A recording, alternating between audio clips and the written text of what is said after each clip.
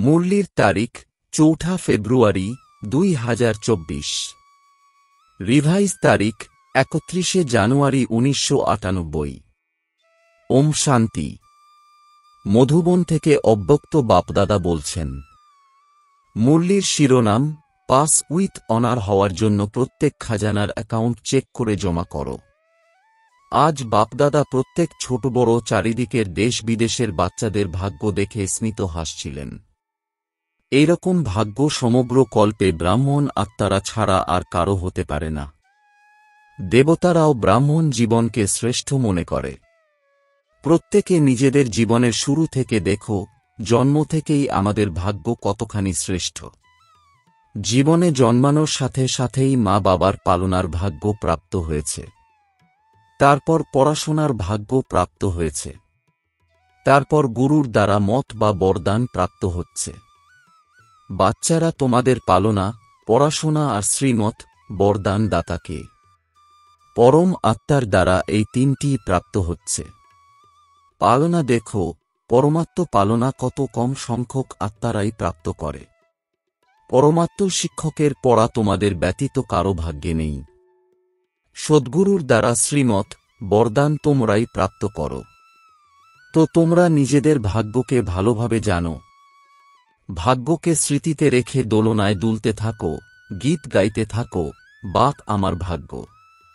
অমৃতবেলায় যখন ঘুম থেকে ওঠো, তখন পরমাত্ম প্রেমে লাভলীন হয়ে ওঠো। পরমাত্ম প্রেম উঠিয়ে দেয়। দিনচর্যা শুরুতেই হল পরমাত্ম প্রেম। প্রেম না থাকলে উঠতে পারবে না। প্রেমই হল তোমাদের সময়ের ঘণ্টা। প্রেমের ঘণ্টা তোমাদের উঠিয়ে দেয়। সারাদিন পরমাত্মার সাথে প্রত্যেক কাজ করায়। কত বড় ভাগ্য যে স্বয়ং বাবা নিজে পরমধাম ত্যাগ করে তোমাদেরকে শিক্ষা দেওয়ার জন্য আসেন। এইরকম কখনো শুনেছ কি যে ভগবান প্রতিদিন নিজের ধাম ছেড়ে পড়ানোর জন্য আসেন? আত্মারা যতই দূর দূর থেকে আসুক, পরমধাম থেকে দূর আর কোনো দেশ নেই। আছে কোনো কি দেশ? আমেরিকা, আফ্রিকা দূর। পরমধাম হল উঁচুর থেকেও উঁচু ধাম। উঁচুর থেকে উঁচু ধামের থেকেও উঁচু থেকে উঁচু হলেন ভগবান। উঁচুর থেকেও উঁচু বাচ্চাদেরকে পড়াতে আসেন। এইরকম ভাগ্য নিজেরা অনুভব করো কি? সদ্গুরু রূপে প্রত্যেক কাজের জন্য শৃঙ্খলা দেন এবং সাথেও থাকেন। শুধু মত দেন না, সাথেও থাকেন।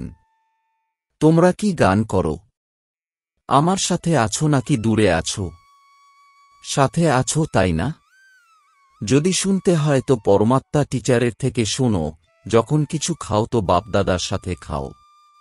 যদি একা একা খাও তো সেটা তোমাদের ভুল। বাবা তো বলেন আমার সাথে খাও।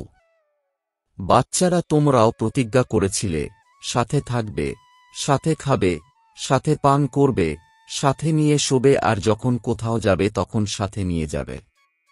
ঘুমানোর সময় একা থাকবে না। একা ঘুমালে খারাপ স্বপ্ন বা খারাপ চিন্তা স্বপ্নেও আসবে।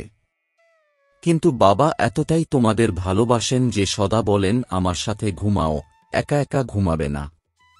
যখন ঘুম থেকে ওঠো তখনও আমার সাথে, যখন শুতে যাও তখনও আমার সাথে, খাওয়ার সময়ও আমার সাথে, চলার সময়ও আমার সাথে থাকো। যদি অফিসে যাও, বিজনেস করো, তখনও সেই বিজনেসের তোমরা হলে ট্রাস্টি আর মালিক হলেন বাবা। অফিসে যাও তো তোমরা জানো যে আমার ডাইরেক্টর, বস হলেন বাপদাদা। আমি হলাম নিমিত্ত মাত্র, তাঁর ডাইরেকশনে কাজ করি। কখনো উদাস হয়ে যাও তো বাবা বন্ধু হয়ে তোমার সঙ্গ দেন, ফ্রেন্ডও হয়ে যান। কখনো প্রেমের অশ্রু বইতে থাকলে চোখের জল মুছিয়ে দিতে বাবা আসেন আর তোমাদের চোখের জল হৃদয়ের বাক্সে মুক্তোর মতো সমাহিত করে দেন। আবার কখনো কোনো কারণে বাবার উপরে রাগ করে বাবাকে অনেকে মিষ্টি মিষ্টি কথা শোনাও, তখন বাবা অভিমানী বাচ্চাদের মানাতে অর্থাৎ রাগ ভাঙাতে আসেন। বাচ্চারা, কোনো ব্যাপার নয়, এগিয়ে চলো। যা কিছু হয়ে গেছে, পাস্ট, ভুলে যাও, অতীতকে বিন্দু লাগিয়ে দাও, এইরকমভাবে মানাতে আসেন। তো প্রতিটি দিনচর্যা কার সাথে হয়? বাপদাদার সাথে। বাপদাদার কখনো কখনো বাচ্চাদের কথা শুনে হাসিও পায়। বাচ্চারা যখন বলে যে বাবা তুমি আমাদেরকে মনেই রাখো না, ভুলে যাও। একদিকে বলে কম্বাইন্ড, তো কম্বাইন্ড কখনো ভুলে যায় কি? যখন স্বার্থে আছেন তখন সাথী কখনো ভুলে যায় কি? তো বাবা বলছেন সাবাস, বাচ্চাদের মধ্যে এত শক্তি আছে যে কম্বাইন্ডকেও আলাদা করে দেয়। আছে কম্বাইন্ড আর একটুখানি মায়া কম্বাইন্ডকেও আলাদা করে দেয়। বাপদাদা বাচ্চাদের খেলা দেখে এটাই বলছেন যে বাচ্চারা সর্বদা নিজের ভাগ্যের স্মৃতিতে থাকো। হয় কি চিন্তা করছো আমার ভাগ্য অনেক উঁচু, অথচ চিন্তা স্বরূপ হয়ে যাচ্ছ, স্মৃতি স্বরূপ হচ্ছ না। চিন্তা খুবই ভালো করো, আমি তো হলাম এই, আমি তো হলাম এই, আমি তো হলাম এই। শোনাও খুব ভালো, কিন্তু যখন চিন্তা করছো, যেটা চিন্তা করছো তার স্বরূপ হয়ে যাও। স্বরূপ হওয়াতেই দুর্বল হয়ে পড়ো। প্রত্যেক কথার স্বরূপ হয়ে যাও। যেটা চিন্তা করছো সেই স্বরূপও অনুভব করো।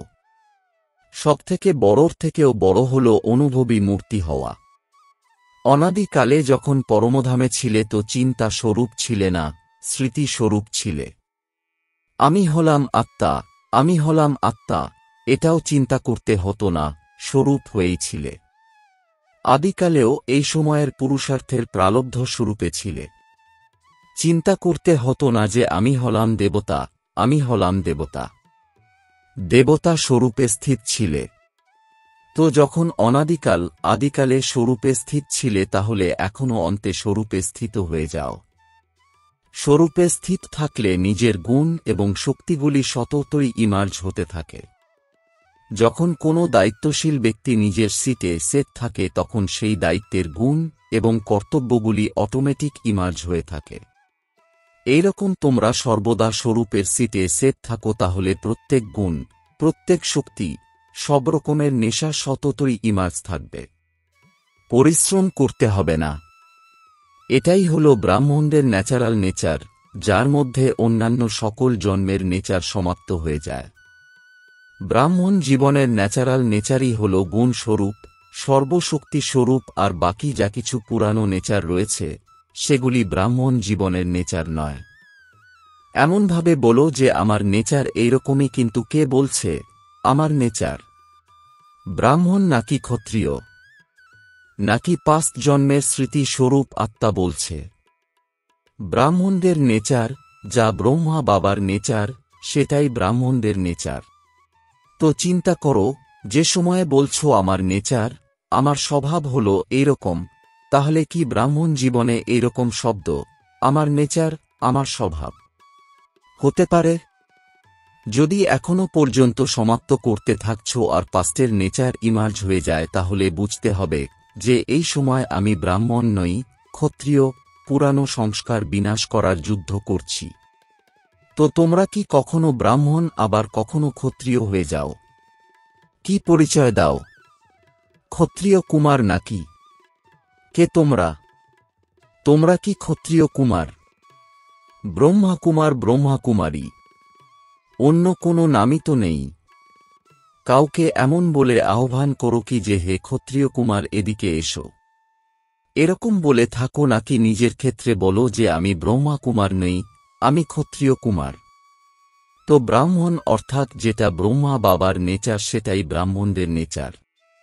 এই শব্দ এখন থেকে আর কখনোই বলবে না, ভুল করেও বলবে না, চিন্তাও করবে না যে কি করব, আমার নেচারই এই রকম। এটা হলো অজুহাত। এটা বলাই হলো নিজেকে মুক্ত করার একটা অজুহাত। নতুন জন্ম হয়েছে, নতুন জন্মে পুরানো নেচার, পুরানো স্বভাব কোথা থেকে ইমার্জ হয়? তার মানে সম্পূর্ণভাবে মরেনি, এখনো অর্ধ জীবিত আছে, অর্ধমৃত হয়েছে কি? ব্রাহ্মণ জীবন অর্থাৎ যা ব্রহ্মা বাবার প্রতিটি কদম, সেটাই হল ব্রাহ্মণদের কদম। তো বাপদাদা ভাগ্য দেখছিলেন, এত শ্রেষ্ঠ ভাগ্য, এইরকম ভাগ্যশালী আত্মাদের মুখে এইরকম কথা শোভা পায় না। এই বছর মুক্তি বর্ষ পালন করছো তাই না? কি ক্লাস করাচ্ছ? এটা হলো মুক্তি বর্ষ। তো মুক্তি বর্ষ চলছে নাকি 1999-এ আসবে? 1998 বর্ষ কি মুক্তি বর্ষ? যারা মনে করো এই বছরটাই হল মুক্তি বর্ষ, তারা হাত নাড়াও। দেখো, হাত নাড়ানো খুব সহজ। আসলে হয় কি, তোমরা বায়ুমণ্ডলে বসে আছো না, খুশিতে পুলকিত হয়ে আছো, তাই বাবার কথা মতো হাত নাড়িয়ে দিচ্ছ, কিন্তু হৃদয় থেকে হাত নাড়াও, প্রতিজ্ঞা করো, যা কিছু চলে যায় যাক, কিন্তু মুক্তি বর্ষের প্রতিজ্ঞা যেন না যায়। এইরকম পাক্কা প্রতিজ্ঞা আছে? দেখো, ভেবে চিনতে হাত তোলো। এই টিভিতে আসুক বা না আসুক, বাপদাদার কাছে তো তোমাদের এই চিত্র বা ফটো উঠে যাচ্ছে। তো এই ধরনের দুর্বল বোলের থেকেও মুক্তি। বাণী এমন মধুর হবে, বাবার সমান হবে, সদা প্রতিটি আত্মার প্রতি শুভ ভাবনার বাণী হবে, একে বলা হয় যুক্তিযুক্ত বাণী। সাধারণ বাণীও যেন চলতে ফিরতে না হয়। যদি কেউ হঠাৎ করে চলে আসে তো এরকমই অনুভব করবে যে এটা বাণী নয়, মুক্ত। শুভ ভাবনার বাণী হল হীরে মুক্তর সমান। কেননা বাপদাদা অনেকবার এই ইশারা দিয়েছেন যে সময় অনুসারে সকল খাজানা জমা করার জন্য এখন আর অল্প সময় অবশিষ্ট আছে। যদি এই সময়ের খাজানা, সংকল্পের খাজানা, বাণীর খাজানা, জ্ঞান ধনের খাজানা, যোগের শক্তিগুলির খাজানা, দিব্য জীবনের সর্বগুণের খাজানা জমা না করে থাকো তো পুনরায় এরকম জমা করার সময় প্রাপ্ত করা সহজ হবে না। সারাদিনে নিজের এই একটি খাজানার অ্যাকাউন্ট চেক করো। যেরকম স্থূল ধনের অ্যাকাউন্ট চেক করো, এত জমা আছে, এইরকম প্রত্যেক খাজানার অ্যাকাউন্ট জমা করো, চেক করো। সকল খাজানা চাই। যদি পাস উইথ অনার হতে চাও তবে প্রত্যেক খাজানার জমা খাতা এতটাই ভরপুর চাই যা 21 জন্ম জমা হওয়া খাতার থেকে প্রালব্ধ ভোগ করতে পারো। এখনো সময়ের টু লেটের ঘণ্টা বাজেনি, কিন্তু শীঘ্রই বাজবে। দিন আর ডেট বলবো না, হঠাৎ করেই আউট হবে, টু লেট। তখন কি করবে? সেই সময় জমা করবে। তখন যতই চেষ্টা করো, সময় পাবে না। এই জন্য বাপদাদা অনেকবার ইশারা দিয়েছেন, জমা করো, জমা করো, জমা করো। কেননা তোমাদের এখনো টাইটেল হল সর্বশক্তিমান, শক্তিবান নয়, সর্বশক্তিমান। ভবিষ্যতে হল সর্বগুণ সম্পন্ন, শুধু গুণ সম্পন্ন নয়। এই খাজানা জমা করা অর্থাৎ গুণ আর শক্তি জমা করা। একটি খাজানা গুণ আর শক্তির সাথে সম্বন্ধযুক্ত। যেরকম সাধারণ বাণী নয় যেন মধুর ভাষী, এটা হলো একটা গুণ। সেইরকম প্রতিটি খাজানার কানেকশন রয়েছে। বাপদাদা বাচ্চাদেরকে খুব ভালোবাসেন, সেই জন্য বারংবার ইশারা দিচ্ছেন। কেননা আজকের সভায় ভ্যারাইটি সবাই রয়েছে। ছোট বাচ্চাও আছে, টিচার্সও আছে, কেননা টিচার্সই তো সমর্পণ হয়েছে। কুমারীরাও আছে, প্রবৃত্তি মার্গের আত্মারাও আছে।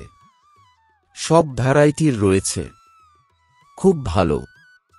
সবাইকে চান্স দিয়েছে, এটা খুবই ভালো হয়েছে। বাচ্চাদের তো অনেক সময় ধরে আবেদন ছিল, তাই না বাচ্চারা?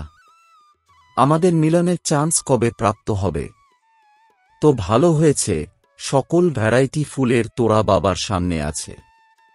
আচ্ছা, বাপদাদার সমগ্র বিশ্বের নিমিত্ত টিচারদের প্রতি এই শুভ ভাবনা আছে যে এই বর্ষে কোনো কমপ্লেইন যেন না আসে। কমপ্লেইনের ফাইল যেন সমাপ্ত হয়ে যায়। বাপদাদার কাছেও অনেক ফাইল আছে।